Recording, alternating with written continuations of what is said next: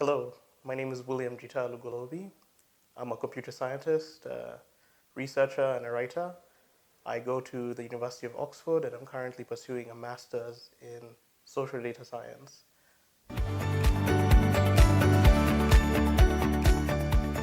Before getting the opportunity to go to Oxford, I studied at my A levels at Turkish Light Academy, partially, and then I won a scholarship to go to the United World College of India.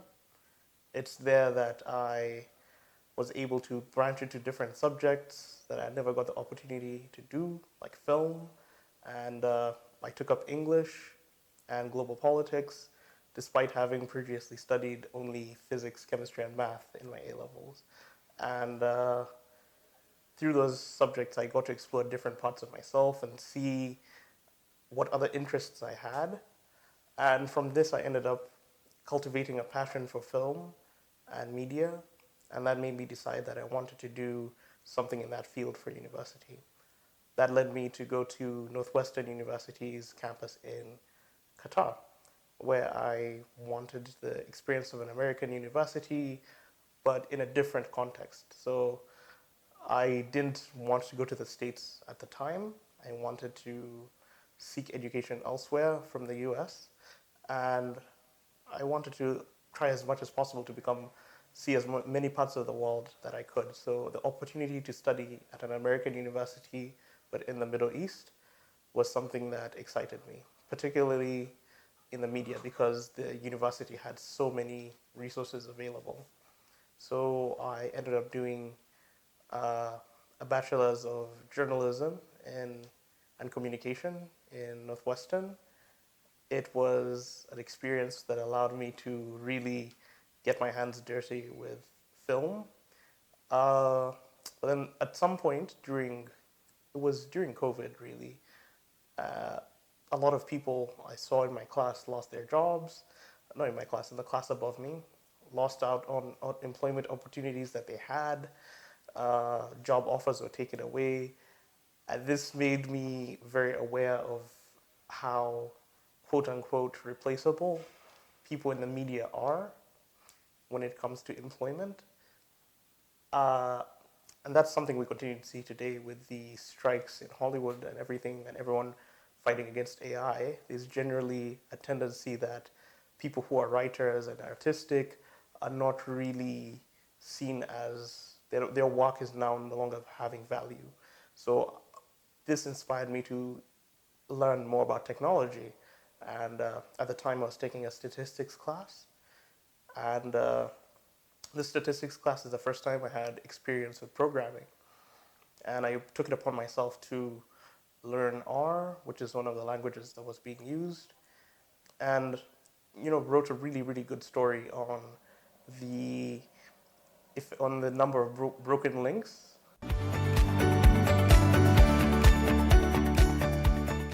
Well, when I was in India, I guess some of the challenges that came up were I would get occasionally homesick, but I wasn't really contacting my parents as much because I needed as for the first time when I was away, I just tried to cultivate as much space between me and my as I was also relatively very young, so I tried to establish my own identity separate from them.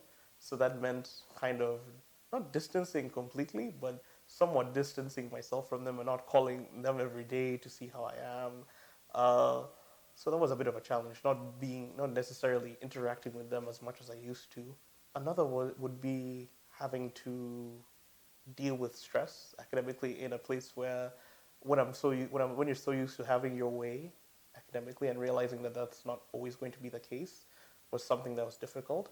But I had to come to an understanding that it's more the experience and that the grades would get better, but like I did not let myself get defined by the grades I was getting. It was a learning experience in the sense that I still cared if I got an A or a B, but I did not take it as personally if I didn't. I had to accept that sometimes things don't work out, yeah, the way you wanted to. The biggest challenge I think was lack of information. So not knowing about the way the system works entirely was difficult because there are other people who had an idea of how the curriculum was and what the workload would look like at certain points. So it became easy for them to actually anticipate what to prioritize and what not to prioritize. So that became, well, having no idea what's going on, uh, you get there and people get going. They start running from day one, and if you don't know what's going on, you can get left behind. So that that is something that stuck with me. Like trying to have prior knowledge of what's waiting for you will definitely help.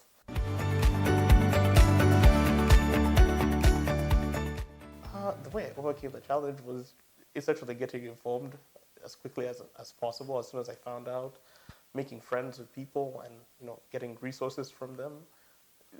Being a social butterfly is really one of the easiest ways to navigate the academic space in a place where you know essentially no one, because you might talk to someone and they may share with you a PDF that has all the exam questions from like the last 30 years or something like that. So that's really how I discovered that you need to try and make friends and just be as socially aware as possible, also academically aware, but it's important that you place enough emphasis on your social skills as well. So after completing my after completing my IB in India, I went to Northwestern University in Qatar, and like I said, this is because I really wanted an experience not in America. And while I was in Doha, it was an eye-opening experience. I got to go to the World Cup. I got access to so many opportunities I never thought I would. And I discovered my passion for computer science and data science while studying journalism. And the story behind that is that I actually was in a statistics class one day, and the professor showed how to use this programming language called R to do all this work that we were using. We were using a very fancy program called SPSS to do statistical analysis. And he said, essentially, if you know how to use R, you can do all this for free and not pay a license to do any of this. And that intrigued me because he was able to explain stories about how journalists had begun to use computer science and data science methods to write stories in places that it's often hard to actually talk to people or find people who are willing to give you information. So that opened my mind, because I wanted to be able to have the opportunity to tell any story I wanted. And being in Doha, it's the case that you're not able to necessarily just walk up to people and interview them or ask them any kinds of questions. But the government releases data publicly, which you can access, and you can identify trends or things that are there that may be hard to get an official comment on, but they're there, they exist. So that's when my passion and this intrigue with computer science came about. And about that time, the pandemic had started, and I saw so many of my seniors at the time lose out on job opportunities, and many of them were stressed out. I think they're all fine now, but at the time, it made me acutely aware of how replaceable journalists and people in the media are when things go bad. And I think recent trends with AI are showing us that companies will not hesitate to replace human beings at the second moment it's possible. And I, luckily at the time, saw ahead of that, and I said, I need to be one of the people who sees on both sides of this to actually find out where I can go, and also try and see where what solutions are possible for people who are in the media and who are social scientists. And throughout my degree, once I finished my core requirements, I began to double down on my computer science skills. I got some internships at Vice News and Al Jazeera as a data scientist, and it was an eye-opening experience of how these companies are actually using data to tell stories and run their organizations. And being someone who's not traditionally a computer scientist or studying computer science, I had a view that was oftentimes lacking in these rooms, a perspective that was often lacking. And that made me also start thinking about how in technical spaces we're beginning to realize that for us to be able to develop AI, we're going to need collaboration between people who are artists because everyone relies on each other to actually make things. So like the way ChatGPT is made or all the AI stuff is they need examples of data that people have generated. So that's the films, the stories, the writing that people have done to actually make these things.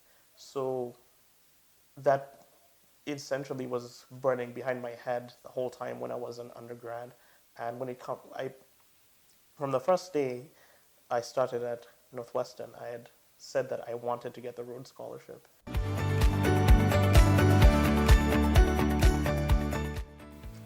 I always knew I wanted to get the Rhodes Scholarship. When I got to Northwestern on my first day, I talked to Dr. Harriet Nwagaba, who was one of the last Ugandan Rhodes Scholars. I was able to get her contact information and I set up a call with her and I asked how she did it. And she told me, what someone says to someone when you ask for help, be focused, have a plan, know what you want to do, try and convince the panel, show them a story.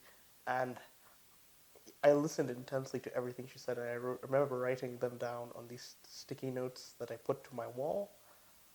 And I used to wake up to that every day for about 4 years.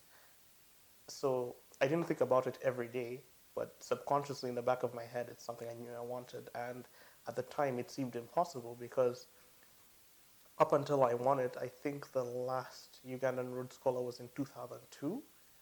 So in my head, I said I wanted it, but I didn't know how I was going to do it. But I knew that when the time came, it's time to apply. I went wholeheartedly. I knew it's something I wanted. So in December or November, a year before, I remember reaching out to so many of my professors to ask for recommendations. And these are professors who I'd worked with either as research assistants or teaching assistants, who had just been in their class and found their work very engaging. And I asked them to be my recommenders. And I talked to, after writing my essays, which was a stressful process because I had to rewrite and rewrite and rewrite, I applied. And thankfully, I had back from them towards the end of the year, about November. And I remember when I had that I got the interview, I was so happy because up till that point, I thought I hadn't got it. I thought I had already made peace with the fact that I had not won the scholarship, and I had began to apply to other programs. So immediately I had back from them for the interview. I remember calling all the other East African Rhodes Scholars and tried to get in touch with them to see how the interviews went. So that's a tip. Please, if you can, you can reach out to me. I'll answer because they were so gracious and told me that be calm, be yourself, answer questions fully. And I went into that interview. It was online. I felt like I'd given it my best shot, and I was completely happy that I felt like I'd made a statement when I went in there. So what I eventually had back from the chairman of the secretary of the East African Rhodes Trust, I was so excited. It was one of these moments where I'd been wanting this thing for so long, and it finally happened. And all I could do, I remember this is during the World Cup, and I was watching a game the next day. I had to plan my journey out and everything, but I remember that night I spent most of it first of all calling so many people to tell them, and after that I remember going out with some friends and then going to watch football the next day, and it still felt unreal. The scholarship is it's the oldest scholarship in the world, I believe, oldest and the most prestigious, established by a man called Cecil Rhodes, who was a colonizer, as we all know, from South Africa, who left a big amount of money to the Rhodes Trust to establish this scholarship for Oxford, for people to study in Oxford. And it allows you to essentially pursue education. It could be a master's degree, PhD, or a DPhil, as they call it, or even a second undergraduate degree, or any combination of those. So I chose to, during my application, I chose to study data science, social data science, and I want to do the master's and the DPhil in those subjects because I believe it's in my application to be a, I guess to be a Rhodes Scholar, they look for qualities and traits. What makes this person, I guess, someone that can effectively drive change? And to me, I want to use technology to ask questions of Uganda and East Africa as at a large to help us move forward. That's something I want to walk towards. And a lot of the things that are happening in AI right now are very exciting because it means that there is an opportunity right now for us to catapult ourselves forward.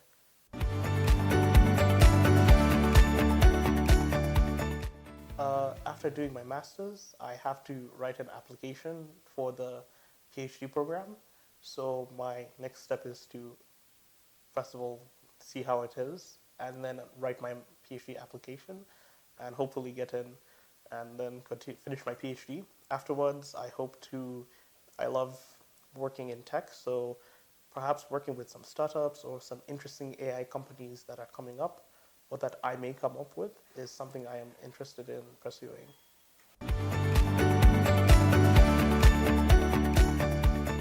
I'd say follow your gut, your heart.